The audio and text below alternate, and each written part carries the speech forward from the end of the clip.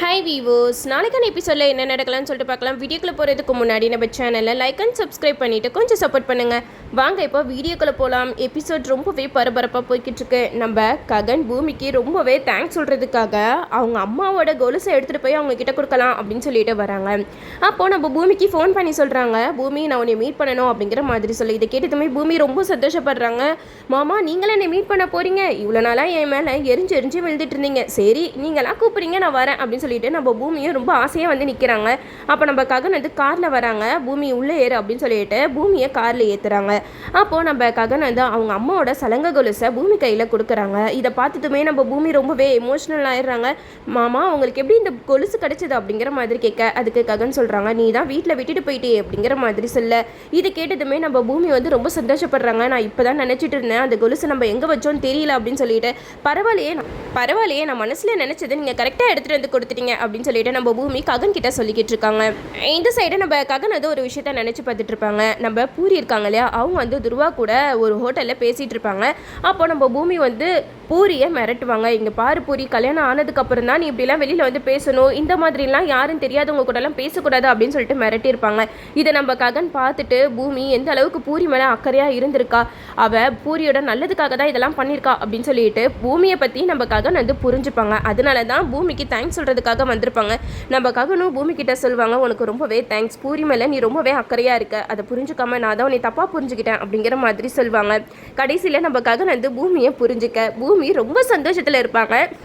அது மட்டும் இல்லாமல் இந்த தாரா செம்ம கோவத்தில் இருப்பாங்க பூமி மேலே. அவள் எப்படி ககனுக்கு டைவர்ஸ் தராமல் இப்படி சுற்றிட்டு இருப்பா அப்படின்னு சொல்லிட்டு தாரா வந்து பூமிக்கு ஃபோன் பண்ணி பேசுகிறாங்க. அப்போ பூமி கால் எடுக்க, அப்போ தாரா சொல்கிறாங்க, பூமி ஓ மனசில் நீ என்ன தான் நினச்சிக்கிட்டு இருக்க, எதுக்காக பூரியை ரெஸ்டாரண்ட்டில் அடிச்ச அப்படிங்கிற மாதிரி கேட்க, அதுக்கு பூமி சொல்கிறாங்க, ஆமாம் கல்யாணத்துக்கு முன்னாடியே உன் அண்ணன் இப்படி ஊரை கூட்டி சுற்றுவான், அதை பார்த்துட்டு நான் சும்மா இருக்க முடியுமா, அதனால தான் நான் அடித்தேன், அவள் என்னோட நாத்தனார் அப்படிங்கிற மாதிரி சொல்ல. இது கேட்ட தாரா சொல்கிறாங்க, இங்கே பாரு ககனே உன்னை வீட்டை விட்டு துரத்தி விட்டுட்டான், இதுக்கப்புறம் நீ எதுக்கு அந்த குடும்பத்தோட உறவு கொண்டாடிட்டு இருக்க அப்படிங்கிற மாதிரி கேட்க, அதுக்கு பூமி சொல்லுவாங்க, இங்கே பாரு அவர் என்னை வீட்டை விட்டு துரத்துறாரே இல்லை, அவரோட மனசு வீட்டை ஃபஸ்ட்டு துரட்டினாரா, அவரோட மனசில் என்ன தவிர வேறு யாருமே இல்லை அப்படிங்கிற மாதிரி சொல்ல. இதை கேட்ட தாராவுக்கு செம்ம டென்ஷன் ஆகுது. அது மட்டும் இல்லாமல் தாரா சொல்கிறாங்க, இங்கே பாரு பூமி, ஒழுங்கு மரியாதையாக ககனுக்கு டைவர்ஸ் கொடுத்துரு அப்படிங்கிற மாதிரி சொல்ல. அதுக்கு பூமி சொல்கிறாங்க, நாக்க அறுத்துருவேண்டி, நீ இதுக்கப்புறம் டைவர்ஸை பற்றிலாம் பேச உனக்கு தகுதியே இல்லை, என்ன தைரியம் இருந்தால் ககனுக்கு டைவர்ஸ் கொடுக்க சொல்லுவேன், என்னாலலாம் முடியாது, என்ன பண்ண முடியும் என்னால் அப்படிங்கிற மாதிரி கேட்க, அதுக்கு தாரா சொல்கிறாங்க,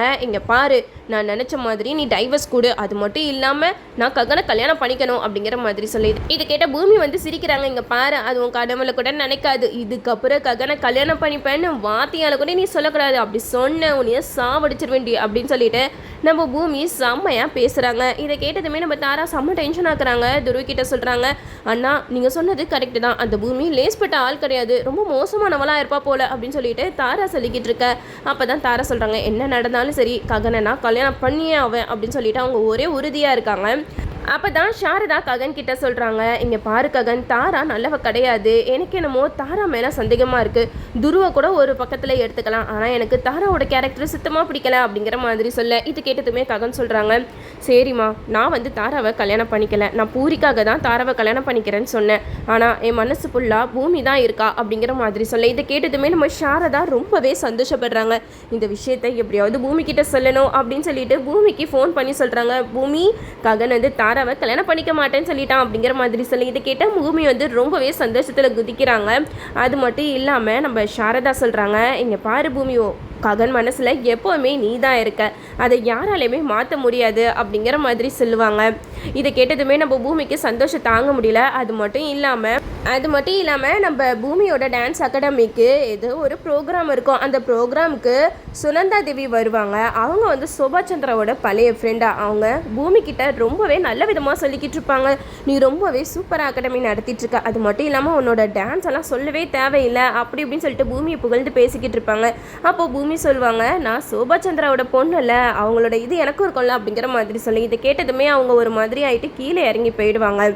இந்த சைடு நம்ம சுனந்தா தேவி வந்து அபூர்வாவை மிரட்டுற மாதிரி ஒரு பக்கம் காட்டிகிட்டு இருக்காங்க. அபூர்வாவுக்கு ஃபோனை போட்டு நான் தான் சுனந்தா தேவி அப்படிங்கிற மாதிரி அபூர்வா கிட்ட சொல்ல. இது கேட்டதுமே நம்ம அபூர்வாவுக்கு கண்ணு மொழியெல்லாம் பிதுங்கி போயிடுச்சு. அது மட்டும் இல்லாமல் அபூர்வா சுனந்தா தேவி கிட்ட கேட்குறாங்க, நீ எப்படி இங்கே வந்த அப்படிங்கிற மாதிரி கேட்க, அதுக்கு சுனந்தா சொல்கிறாங்க, நான் உன் வீட்டுக்கு 10 கிலோமீட்டர் தள்ளி தான் இருக்கேன் அப்படிங்கிற மாதிரி சொல்ல இதை கேட்டதுமே அபூர்வா பயங்கரமாக ஷாக் ஆகுறாங்க. இதுக்கப்புறம் தான் தெரிய வரும், ஏன்னா சுனந்தா தேவிக்கு கண்டிப்பாக அபூர்வா பண்ண வேலை எல்லாமே தெரிஞ்சிருக்கும். அது மட்டும் இல்லாமல் இந்த சைடு ஒரு பக்கம் இன்வெஸ்டிகேஷன் வேறு போய்கிட்டு இருக்கு. அதில் அபூர்வாவோட பிரேஸ்லைட்டை கண்டுபிடிச்சிருப்பாங்க. அந்த பிரேஸ்லைட் சோபா சந்திரா இறந்த இடத்துல தான் இருந்துச்சு. அப்போனா கண்டிப்பாக இந்த பிரேஸ்லைட்டில் இருக்கிற டிஎன்ஏ வச்சு எல்லா விஷயத்தையுமே நம்ம கண்டுபிடிக்கலாம் அப்படிங்கிற மாதிரி இன்வெஸ்டிகேஷன் போய்கிட்டு இருக்கு. இதையும் அந்த போலீஸ் ஆஃபீஸர் பூமி கிட்ட சொல்லிடுறாங்க.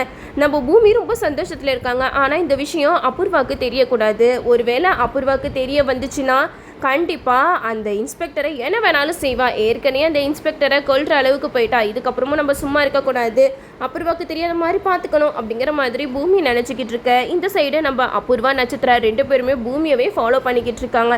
அப்போ நம்ம பூமி ஒரு வேலை விஷயமா வெளியில் போகும்போது அபூர்வா வருவாங்க. அபூர்வா பூமி கிட்ட கேட்பாங்க, எங்கே பூமி போகிற, ககனை பார்க்க போறியா அப்படிங்கிற மாதிரி கேட்க. இதை கேட்டதுமே நம்ம பூமிக்கு செம்ம கோவம் வரும். இங்கே பாருங்கள், நான் எங்கே வேணாலும் போவேன், அதுக்கு உங்ககிட்ட பதில் சொல்லிட்டு போகணுன்ற அவசியம் எனக்கு கிடையவே கிடையாது அப்படிங்கிற மாதிரி சொல்ல. அப்போது நட்சத்திரம் வந்து அபூர்வா கிட்ட சொல்லுவாங்க, மம்மி இப்போ நீங்கள் எதுவுமே கேட்காதீங்க, விடுங்க, கண்டிப்பாக அவள் எங்கே போகிறான்னு சொல்லிட்டு நம்ம ஃபாலோ பண்ணி போவோம், அவளுக்கு தெரியாமல் ஃபாலோ பண்ணணும் அப்படின்னு சொல்லிட்டு நம்ம நட்சத்திரம் அபூர்வா கிட்ட சொல்லுவாங்க. இதை புரிஞ்சுக்கிட்ட பூமி வந்து இதுங்க என்ன வேணாலும் செய்யும் அப்படின்னு சொல்லிட்டு நம்ம பூமி வேறு வழியாக போயிடுறாங்க. இந்த சைடு நம்ம அபூர்வாவுக்கு மண்டை குழம்பி போகுது. ஒரு பக்கம் சுனந்தா தேவி நம்மளை மிரட்டா, இன்னொரு பக்கம் என்னன்னா இந்த பூமி அவங்க அம்மா இறந்த இடத்துல இருந்து பிரேஸ்லைட்டை எடுத்து கொடுத்து அதை கண்டுபிடிக்க சொல்லியிருக்கா. இதுலேருந்து நம்ம எப்படி தப்பிக்க போகிறோம் அப்படின்னு சொல்லிட்டு அபூர்வா ரொம்ப குழப்பத்தில் இருக்க. அப்போ தான் அபூர்வாவுக்கு ஒரு யோசனை வருது. கண்டிப்பாக தாராவை வச்சு தான் பூமியை பழி வாங்கணும். ஏன்னா இப்போ நம்ம எதுவுமே பண்ண முடியாது, அப்படி ஏதாவது பண்ணோன்னா கண்டிப்பாக அது நம்ம பக்கம் தான் திரும்பும் அப்படின்னு சொல்லிட்டு அபூர்வா ஒரு பிளானை போடுறாங்க. அவங்க பிரேஸ்லைட் இருக்கிற இடத்துல எப்படியாவது அந்த பிரேஸ்லைட்டை நம்ம திருட்டிட்டோன்னா கண்டிப்பாக அந்த பிரேஸ்லைட் யாரோடது அப்படிங்கிறத யாராலையும் கண்டுபிடிக்க முடியாதுல்ல அப்படின்னு சொல்லிட்டு அபூர்வா இந்த ஹாஸ்பிட்டலுக்குள்ளே முகமுடியெல்லாம் போட்டுட்டு போகிறதுக்கு பிளான் பண்ணிக்கிட்டு இருப்பாங்க. அப்போ தான் தாரா வந்து ஃபோன் பண்ணுவாங்க. தாரா அபூர்வா கிட்ட சொல்லுவாங்க, என்ன ஆண்டி அந்த பூமி என்னன்னா ககனை டைவர்ஸே பண்ண மாட்டான் அப்படி இப்படின்னு சொல்லிக்கிட்டு இருக்கா அப்படிங்கிற மாதிரி கேட்க. அப்போது நம்ம அபூர்வா வந்து சொல்கிறாங்க, ஆஹா இந்த தாராவை வச்சு தானே நம்ம ககன் பூமியை பிரிக்கணும், இந்த வேலையை ஃபஸ்ட்டு நம்ம பார்த்தோன்னா கண்டிப்பாக பூமி இந்த வேலையை விட்டுருவா அப்படின்னு சொல்லிட்டு அப்புறம் வந்து தாரா கிட்ட சொல்கிறாங்க, இங்கே பாரு தாரா, நீ எதுக்கும் கவலைப்படாத, கண்டிப்பாக ககன் பூமியை பிரிச்சிடலாம். சந்திரா இருக்கார் இல்லையா, அவர்கிட்ட சொன்னால் போதும், ககனுக்கும் பூமிக்கும் டைவர்ஸ் வாங்கி கொடுத்துருவாங்க அப்படிங்கிற மாதிரி தாரா கிட்ட அப்புறம் ரொம்ப நம்பிக்கையாக சொல்லிக்கிட்டு இருக்காங்க. இன்னொரு பக்கம் தாரா வந்து ககனுக்கு ஃபோன் பண்ணி கேட்குறாங்க, என்ன ககன் உங்கள் மனசில் நினச்சிக்கிட்டு இருக்கீங்க, என்னை கல்யாணம் பண்ணிக்கிறேன்னு சொல்லிட்டு வாக்கு கொடுத்துட்டு நீங்கள் என்னன்னா பூமி கூட ஊர் சுற்றிட்டு இருக்கீங்களா அப்படிங்கிற மாதிரி கேட்க.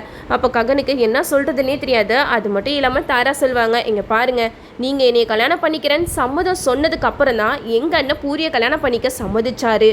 நீங்கள் மட்டும் என்னை கல்யாணம் பண்ணிக்காமல் எஸ்கேப் ஆனீங்க, அப்புறம் உங்கள் தங்கச்சி கல்யாணம் நடக்கவே நடக்காது அப்படின்னு சொல்லிட்டு தாரா ஒரு பக்கம் நம்ம ககனை மிரட்டுறாங்க. நம்ம ககனுக்கு இப்போ என்ன பண்ணுறதுன்னே தெரியல. ஒரு பக்கம் பூமி, இன்னொரு பக்கம் தாரா, இவங்க 2 பேர் கதை எப்படி போக போகுதுன்னு தெரியல. ஆனால் கடைசி நேரத்தில் எப்படியோ இந்த கல்யாணம் நடக்காது, நம்ம பூமி அதை நடத்த விட மாட்டாங்க. நம்மளும் வெயிட் பண்ணி பார்ப்போம். ஓகே வீவர்ஸ், என்னோட ரிவ்யூ உங்களுக்கு பிடிச்சிருந்தா லைக் பண்ணுங்கள், மறக்காமல் நம்ம சேனலை சப்ஸ்கிரைப் பண்ணிடுங்க.